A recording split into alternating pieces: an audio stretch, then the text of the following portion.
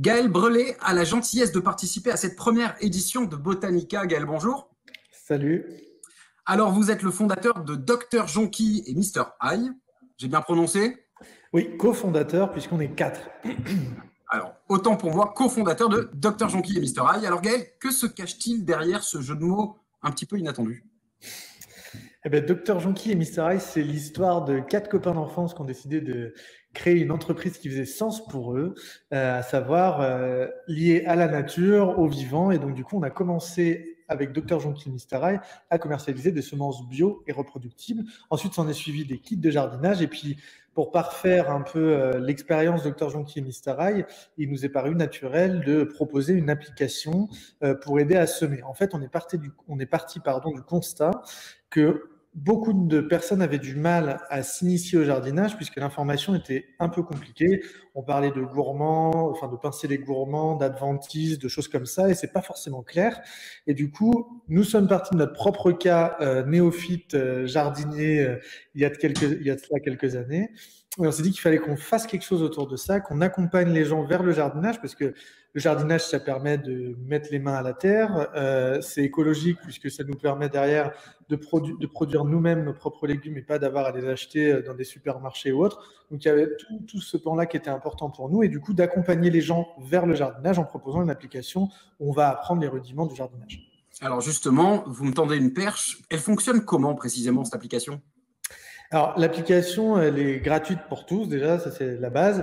Elle fonctionne très simplement. On va rechercher ce qu'on souhaite semer ou planter ou récolter.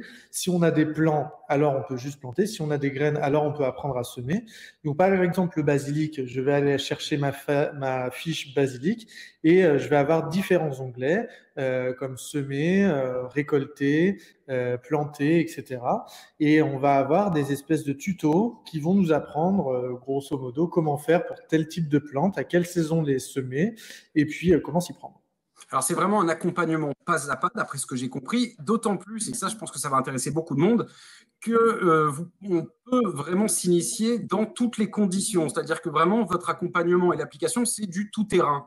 Jardin, terrasse, balcon, bord de fenêtre, on peut vraiment se lancer dans toutes les conditions. C'est bien ça? C'est exactement ça. On a développé un petit module de recherche qu'on aime appeler de manière un peu amusante notre intelligence jardificielle, puisque c'est le gros truc du moment, l'intelligence artificielle.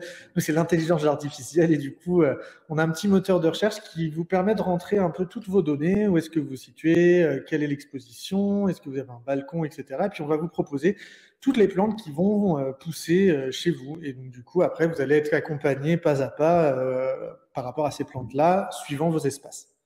Donc, il s'agit essentiellement de semences bio, hein, c'est bien ça, hein, j'insiste là-dessus.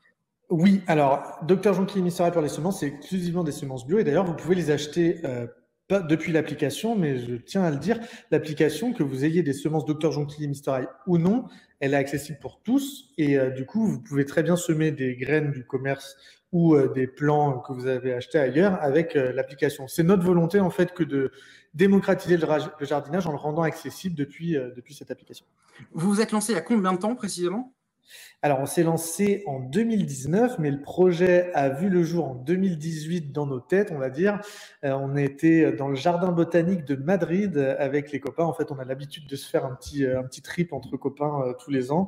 Et là, on s'est retrouvés dans le jardin botanique de Madrid, tous à se dire que il y avait certaines choses qui allaient pas forcément bien, que ce soit la nature, que ce soit le monde du travail ou autre. Et on s'est dit, qu'est-ce qu'on peut faire pour changer les choses, et qu'est-ce qu'on peut faire pour changer notre sens aussi à nous, le sens de notre vie professionnelle. Et du coup, c'est là où a germé l'idée Dr Jonky et Mr Hyde. Alors, ce qui était drôle, c'est que c'était à la base un trip entre copains pour se décontracter ou autre. Et puis, ça a très vite tourné en comment on pourrait faire pour développer ci, pour développer ça. Et en un week-end, on avait toutes les idées. Et du coup, ça nous a pris 1 an après à travailler un peu comment on pourrait se développer là, etc.